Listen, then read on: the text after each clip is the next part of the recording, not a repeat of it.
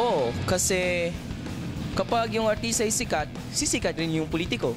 I think hindi dapat sila mag-live kasi trabaho nila yun eh. Kung kukunin man sila ng politiko, ano na nila yun, sideline. Bias naman siguro kapag nasa TV sila habang in-endorse nila mga politiko para sa election. Okay lang din na hindi po sila mag-leave dahil po individual rights naman po nila yun para na mag-endorse ng politiko. Oo, dahil malaking impluwensya nila sa taong bumuboto. Hindi, kasi wala naman pong batas na nagsasabing bawal po sila mag-endorse ng mga politiko. Hindi nila kinakailangan mag-leave kasi as long as hindi nila ginagamit yung exposure nila sa camera para i-endorse yung politikong sinusuportahan nila.